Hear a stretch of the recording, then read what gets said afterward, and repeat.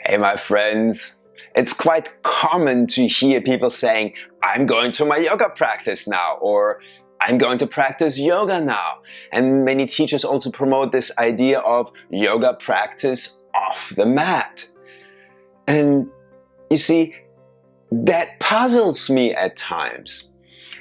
Even if we were to reduce yoga practice to merely postures and movement, you can't tell me that sitting on a desk, sitting on a chair is not a posture.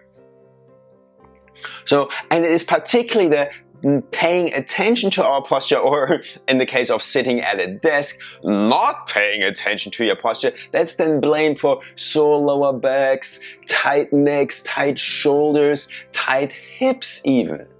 And you might really ask, like, well, does it really matter when I'm sitting on my desk? I'm here to work. I can focus on my posture, I can focus on my movement later.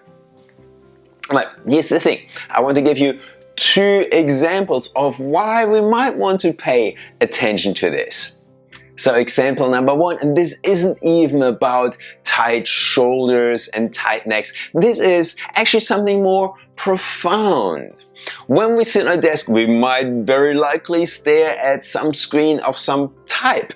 And with that, our head is forward. This forward head posture, you can even feel with your hands behind your head here, at the base of the head where it meets the neck.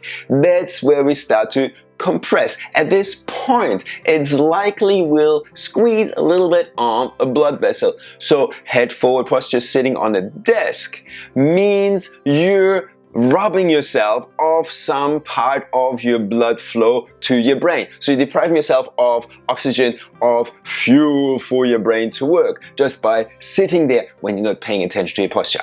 Example number two. Any kind of a little bit of a forward slouch, if it's your upper body or your lower body slouching, or lower part of the upper body slouching forward, our rib cage will kind of slump onto the belly. It's okay, there might be a belly, there might not be a belly visible, but what happens on the inside? You're reducing the ability of your breathing muscle, the diaphragm, to move downwards. When that's not moving downwards, two things happen. One is A, you're not stimulating this vagus nerve, which is very important to keep you de-stressed. Now we're talking, right? Second part is, when we're not able to breathe downwards, we're breathing upwards, because that's the way that's left open. That's all we can do. Breathing upwards means we're breathing more shallowly, which actually increases your stress levels. Shallow, higher breath in the body leads to that. Try it out if you haven't observed it yet so far. So if you're not paying attention to your desk posture, your yoga practice sitting on a desk, then you're robbing your brain of food and oxygen, and you're reducing and changing your breath patterns, making you more stressed. But that's perfectly acceptable, because on Wednesday evenings I go for 1 hour to my yoga class, right?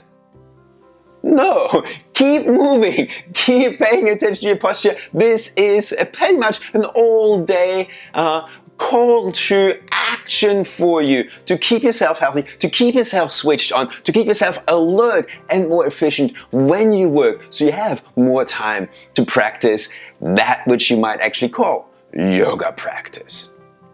I hope this inspires you a little. Let me know how this changes your posture, how this changes your awareness of your posture. I'm curious what happens for you when you're a little bit more aware of it.